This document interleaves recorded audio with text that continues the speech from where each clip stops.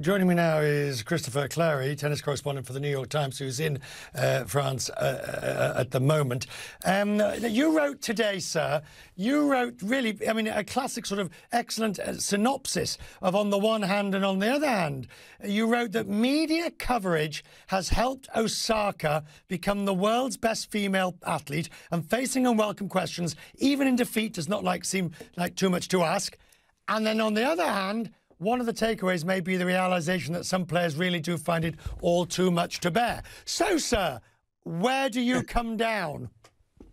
This is really a tough one, Richard, I have to say, just because of the level of sensitivity we need to have. And I think that, she's kind of been revealing things as we go along, as Christina points out. So I think there's a new realization about how serious this could be, and people want to treat this with a different type of response than they would have 2 or 3 days ago. The other thing that's interesting here is that a lot of the tennis world has been focused on young players, very young players, and protecting them, people in their teens. There have been a lot of rules put in place and limitations, but not so much focus on adult players. And Naomi Osaka is 23 years old, has been a star for a couple of years. So now we need to debate, I think, very honestly and thoroughly what needs to be done for everyone, what kind of exceptions need to be put in place, what kind of rules need to be changed, if any, and make a really good, solid investigation of the implications of this. You raised a very good point in your article that I mean, the Grand Slams are coming out of this sort of somewhat tarnished and beaten, and the bad guys and girls. But you raised the point there was plenty of opportunity for Osaka and her team and her advisors, her coach, her manager, all the team around her that make it a top-flight professional athlete to go to them and explain. And many opportunities were given.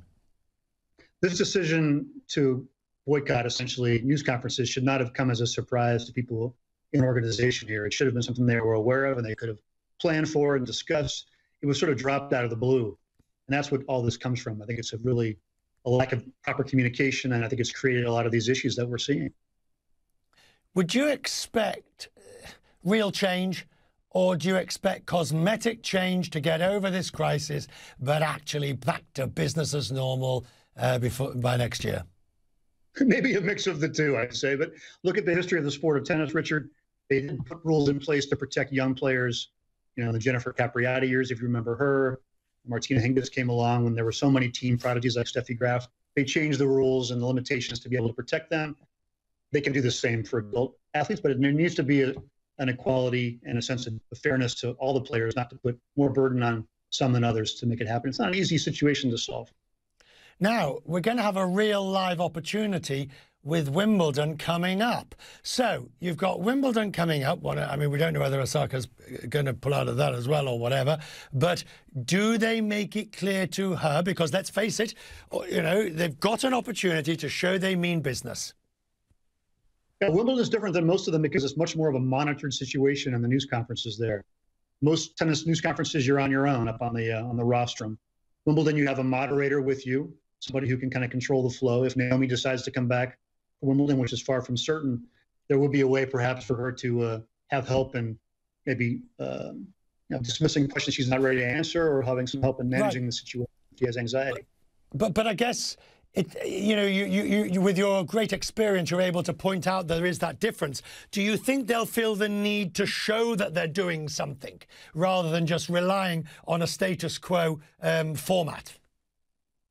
The key thing, as I said, is the fairness aspect. If they're bending over backwards for Naomi and not for anybody else, I'm not sure other players are going to appreciate that. However, if she has a really serious, psychological issue that needs to be resolved, there has to be mechanisms in the sport that allow for exceptions there for her to be able to handle either a time away from these responsibilities or other exceptions. I think it's important. And we're in a different era now where there's more awareness about this now, Richard.